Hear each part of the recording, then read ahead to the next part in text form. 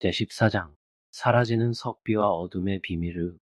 그것은 세 개의 거대한 흰 석비였으며 각각 사람 3명보다도 높아 마치 벽처럼 서 있었다. 석비에는 회구식 몽골어가 가득 적혀 있었다. 바람과 비에 씻겨 심하게 풍화된 모습이었다. 방금 전 우리 일행이 이 근처에 있었을 때는 이런 거대한 석비를 한 번도 본 적이 없었다. 마치 무에서 나타난 것이었다. 게다가 너무 거대해서 마음을 뒤흔들 정도로 충격적이었다. 난 란젠펑을 한번 힐끗 바라보았다. 그가 석비를 볼 수 있다는 걸 확인하고 한숨을 돌렸다. 그런데 조명탄이 갑자기 꺼졌다. 주변은 다시 칠흑의 어둠에 휩싸였다. 다시 탄을 하나 더 쏘려 할 때쯤 그 세 개의 석비는 사라졌다. 우리가 쫓고 있던 사람도 작은 숲속으로 몸을 숨겼고 추격은 실패로 돌아갔다. 그 석비가 갑자기 나타났을 때 나는 순간 관통당한 듯한 느낌을 받았다. 눈을 크게 뜨고 보니 석비들의 배열은 황릉 광장에 쓰이는 방식과 똑같았다. 흰색 돌을 사용했지만 한백옥은 분명 아니었다. 비록 무늬나 조각 장식은 없었지만 압도적인 위용을 뽐냈다. 사실 나는 석비 뒤쪽 더 먼 곳에서도 몇 개의 그림자를 목격했다. 거대한 건물들의 형상이었다. 그 건물들은 중원의 것과는 완전히 달랐으며 1km 밖에 떨어진 곳이라 조명탄으로는 희미한 윤곽만 잡혔다. 마치 안개처럼 흐릿했다. 나는 여러 번 스스로를 의심했지만 이번에도 내가 잘못 본 것이 아닌가 하는 의심이 사라지지 않았다. 지금은 그 모든 것이 사라지고 남은 것은 나의 충격뿐이다. 첫 직감은 거대한 황릉이 눈앞에 갑자기 나타났다가 또 사라진 것이었다. 그 순간은 너무 실감이 뚜렷해서 나는 마치 황릉 입구에 서 있는 듯했다. 이게 무슨 일인가? 해신 아닌가? 전해지는 이야기에 따르면 이 황릉은 초원 위에 무작위로 나타났다 사라진다고 한다. 그래서 오랫동안 흔적을 찾을 수 없었던 것이다. 무슨 원리인가? 영원히 깃든 건가? 조명탄이 다시 사라지고 주변은 또다시 어두워졌다. 나는 다시 탄을 쏘고 싶었지만 란젠펑이 내 손을 잡아주었다. 나는 정신을 차리고 보니 달이 구름 사이로 떠올라 주변을 밝히고 있었다. 아니면 아무것도 없었을 수도 있다. 앞에 있는 작은 숲을 바라보니 현실이 서서히 돌아왔다. 란젠펑은 나에게 정신을 가다듬으라며 눈앞 문제를 먼저 해결하라고 했다. 사람은 이미 안으로 들어갔고 내가 예상한 대로라면 그 사람은 들어가자마자 스스로 땅에 파묻혀 질식 자살을 시도하려 할 것이다. 구조를 계속할까? 작은 숲은 칠흑의 어둠에 휩싸였고 내부 상황은 매우 위험했다.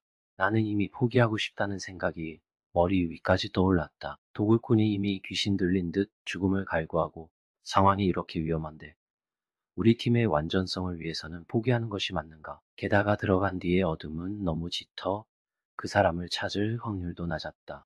피곤하고 지친 나는 이미 4명을 구했으며 양심적으로 충분히 만족스러웠다. 잠시 생각하고는 크게 한숨을 쉬었다. 이번에 굴착해 온 이유는 사람을 구하기 위해서였으니 포기할 수 없었다. 그리하여 란젠폰과 눈빛을 마주하고 두 사람은 말발을 달아 작은 숲으로 다가갔다. 숲 가장자리의 시신들은 이미 사라졌고 우리는 말등불과 손전등을 함께 켜고 안으로 뛰어들었다. 하지만 이번에는 어떤 사고도 겪지 않았다. 우리가 쫓던 사람은 인간이 사라진 듯 흔적을 남기지 않았다. 시신도 더 이상 보이지 않았다.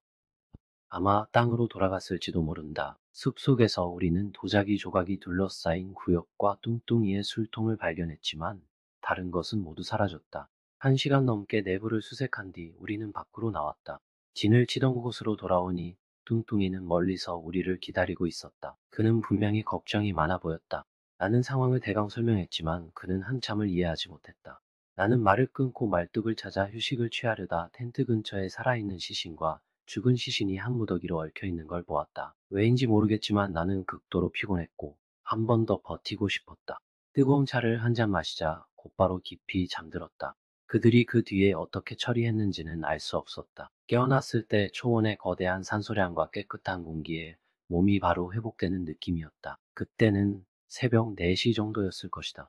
란젠폰과 걔가 함께 일출을 바라보고 있었다. 사실 나는 잠들기 전 2시간 정도밖에 안 잤지만 마치 온 밤을 잔 듯했다. 허리와 등은 아팠고 태양과 초원이 만들어낸 화려한 풍경을 보며 모든 소리가 사라진 듯 고요했다. 나는 걔 옆에 앉아 수십 가지 색으로 변하는 새벽빛을 바라보았다. 우리 위치는 높은 지대였고 저 멀리 안개가 흐르는 모습이 눈을 뗄 수 없을 정도로 아름다웠다. 바단질린을 방문했을 때 사막의 일출도 매우 아름다웠지만 나는 전혀 기억하지 못한다. 그 뒤 란젠펑은 바로 누워있는 의자에 침낭을 둘러싸 잠이 들었고 걔는 그에게 몸을 파묻고 같이 자는 것을 매우 좋아했다. 나는 왜 그런지 알았다. 그 개에게는 벼룩이 있었고 란젠펑에게 기대자 벼룩이 온 몸에 퍼졌다. 나는 몸에 두세 마리 발견하고 스프레이를 뿌렸으며 머리와 털을 다 깎아야겠다고 다짐했다. 초원에서는 그게 생명을 살리는 일이다. 나는 그 세 마리 벼룩을 잡아 우리 네 명의 포로를 깨우고 어젯밤에 얻은 전리품을 하나씩 그들 앞에 놓았다. 도자기 인물의 얼굴 조각, 검은 포도석, 세 마리 벼룩. 이제 강압신문을 시작하려 한다. 자세한 과정은 말하지 않겠다. 나는 우런슈의 정신 상태가 이상하다고 느꼈다. 그는 무언가에 가려진 듯 핵심 질문을 하면 바로 빈칸이 되었다. 그래서 대답을 멈추었다. 광시에 다가가 깨어난 뒤 나와 함께 신문을 시작했는데 곧 차가운 공기를 들이켰다. 그에게 무슨 일인지 물었더니 그는 이렇게 말했다. 나는 우런쉬에 대해 어느 정도 알고 있어.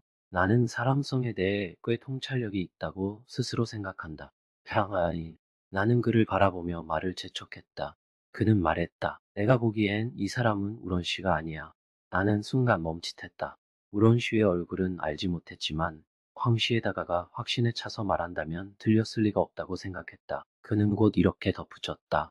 아니, 내가 틀린 게 아니라 이 사람은 우런 씨의 얼굴이지만 우런 씨는 아니다. 어떻게 그렇게 확신하냐? 작은 형과 뚱뚱이 형이 누군가에 의해 교체됐다면 너도 바로 눈치챌 수 있지? 나는 그의 뜻을 이해했고 생각에 잠겼다. 쾅씨에 다가가 우런 씨의 얼굴을 잡아당겼지만 인간 가면은 없었다. 이 사람은 우런 씨 같지 않다. 그가 다시 말하자 우런 씨는 갑자기 침묵했다. 나는 그를 뚫어지게 바라보았다. 그러자 그는 이상한 미소를 지었다. 나는 순간 멈칫했다. 그 미소는 어젯밤 도자기 인물의 얼굴 표정과 똑같이 보였다.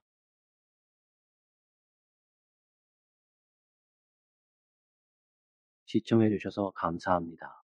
이 이야기가 마음에 드셨다면 채널을 구독하고 알림벨을 켜주세요. 더 많은 아름다운 이야기가 곧 너와 이야기들 채널에 찾아옵니다.